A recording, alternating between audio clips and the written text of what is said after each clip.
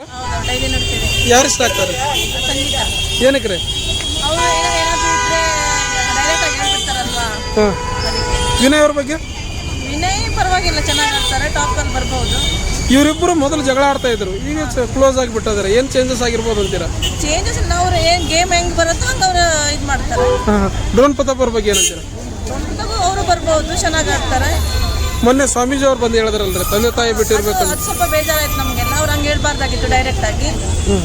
ಮತ್ತೆ ಎಲ್ಲ ಅಪ್ಪ ಅಮ್ಮಂಗೆ ಬಿಟ್ಟು ಹಂಗೆ ಇರೋಕ್ಕಾಗಲ್ಲ. ಇಷ್ಟು ವರ್ಷ ಅವ್ರು ಕಷ್ಟಪಟ್ಟಿದ್ದಾರಲ್ವಾ, ಇವಾಗ ಅವ್ರು ಸೇರ್ಕೋಬಹುದಲ್ವಾ ಅಂತ ಗಂಡಾಂತರ ಇರ್ತಾರೆ, ತಂದೆ ತಾಯಿ ಬಿಟ್ಟು ಇರ್ಬೇಕು ನೀನು ಅನ್ನೋದು.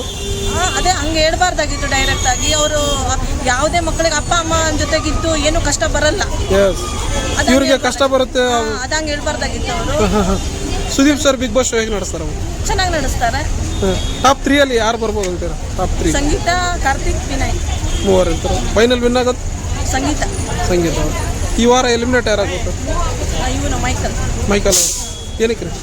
ಅವರು ಯಾರಿಗೂ ರೆಸ್ಪೆಕ್ಟ್ ಕೊಡ್ತಾ ಇಲ್ಲ. ಮೊದಲು ಚೆನ್ನಾಗಿದ್ರು. ಸುದೀಪ್ ಸರ್ ಯಾವಾಗ ಅವರನ್ನ ಸೇವ್ ಮಾಡಿದ್ರು ಆವಾಗಿಂದ ಅವ್ರು ಕರೆಕ್ಟಾಗಿ ಇದು ಮಾಡ್ತಾ ಇಲ್ಲ, ಯಾರಿಗೂ ರೆಸ್ಪೆಕ್ಟ್ ಕೊಡ್ತಾ ಇಲ್ಲ ಕ್ಯಾಪ್ಟನಿಗೆಲ್ಲ. ಹಂಗಾಗಿ ಮೈಕಲ್ ಹೋಗ್ಬೇಕು ಈ ವಾರ. ಮೈಕಲ್ ಹೋಗ್ತಾರೆ. ನಿಮ್ಮ ಓಟು? ನಮ್ಮ ಓಟು ಪ್ರತಾಪ್ಗೆ, ಸಂಗೀತಗೆ 2 ಓಟ್ ಇರುತ್ತೆ. ಓಕೆ, ಥ್ಯಾಂಕ್ ಯು ಅಮ್ಮ.